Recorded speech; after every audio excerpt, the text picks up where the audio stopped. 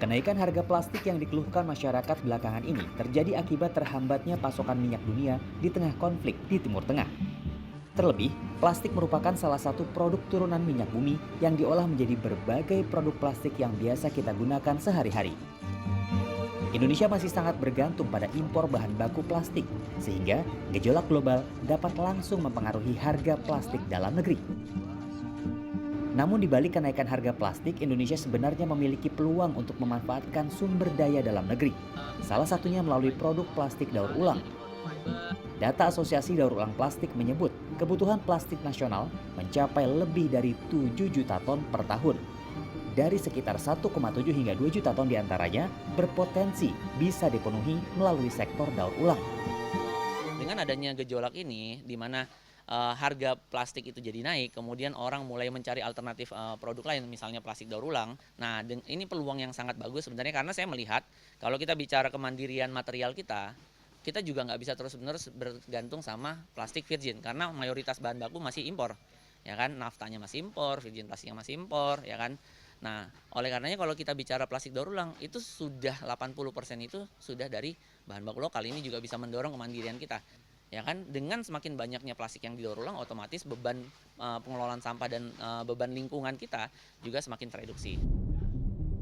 Namun industri daur ulang plastik masih menghadapi tantangan. Bottleneck atau hambatan utamanya adalah tata kelola sampah yang belum terpilah dari hulu. Meski demikian, perkembangan positif mulai terlihat, seperti di Bank Sampah Induk Satu Hati Jakarta Barat yang dapat menerima hingga 16 ton sampah terpilah dalam satu hari. Kontribusi ini bahkan dapat mengurangi sekitar 30% sampah yang masuk ke TPA Bantar Gebang. Jadi gerakan pilah sampah di masyarakat ini menjadi kunci utama kita dapat mendapatkan plastik sebanyak-banyaknya. Sangat mudah dilakukan oleh masyarakat bila mana ada keinginan. Jadi kalau ada keinginan pasti ada jalan.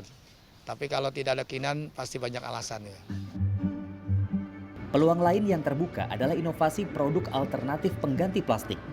Peneliti Badan Riset dan Inovasi Nasional di Yogyakarta, Rina Wahyuningsih, mengembangkan produk berbahan alami seperti dari pati singkong, rumput laut, dan selulosa. Produk ini ramah lingkungan, berkelanjutan, dan mampu mengurangi ketergantungan terhadap produk berbahan baku fosil. Sebenarnya kami itu memikirkan gimana caranya untuk mencari alternatif produk pengganti plastik gitu ya. Karena yang pertama itu adanya dampak lingkungan yang parah ya Pak. Bisa kita ganti menggunakan bahan baku dari pati singkong, itu juga bisa rumput laut, kulit jagung, terus ada juga kulit pisang sama selulosa. Harapannya penggunaan produk bioplastik itu mampu benar-benar terurai dan melebur di dalam tanah. Apalagi produk yang kami buat kemarin itu mampu melebur di dalam tanah dalam waktu singkat, kurang lebih 5 hari. Industri produk alternatif pengganti plastik di Indonesia terus berkembang. Melalui Indonesian Bioplastic Forum, produk seperti Telobag dan Kasaplas mulai diterima sektor bisnis dan masyarakat. Mengusung konsep compostable dengan standar nasional Indonesia 2022, produk ini sudah digunakan di berbagai bidang seperti industri pakaian, kafe, perhotelan, perbankan, bahkan pasar ekspor. Kenaikan harga plastik dunia membuat bioplastik dari singkong semakin kompetitif. Bahan bakunya yang utama itu adalah singkong. Mengapa kita memilih singkong? Karena itu yang paling boleh dibilang mudah ditanam di Indonesia ya Pak ya, karena kita negara tropis.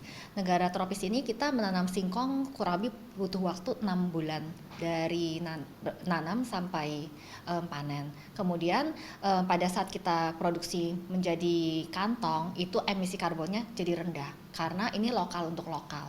Nah, kalau di kantong singkong secara umumnya lebih mahal hampir 100% daripada plastik Pak. Pada saat plastik naik 100%, kita menjadi harganya sama. Pada saat plastik naik 125%, kita jadi lebih murah daripada plastik. Di balik masalah kenaikan harga plastik, tidak ada alasan bagi Indonesia untuk melewatkan kesempatan emas ini. Kita kaya sumber daya, kita juga punya orang-orang yang peduli dan mampu mengembangkannya. Yang dibutuhkan selanjutnya adalah dorongan, keseriusan, dan keberlanjutan dari berbagai pihak. Dari lapisan masyarakat, pelaku bisnis, dan industri, hingga pemangku kebijakan. Peluang ini tentu tidak boleh dilewatkan untuk mengurangi ketergantungan Indonesia terhadap produk turunan minyak bumi. Ketika konflik di Timur Tengah mengakibatkan harga plastik di Indonesia naik, maka mungkin ini saatnya kita melihat dari sudut pandang lain. Tidak hanya masalah tapi juga kesempatan. Kesempatan untuk bisa mengelola manajemen sampah dengan lebih baik, juga mengelola industri daur ulang atau menggunakan plastik daur ulang di negeri sendiri, dan yang terakhir menggunakan alternatif pengganti plastik. Yogi Tujuliarto, Wahyu Ramadan, Jakarta.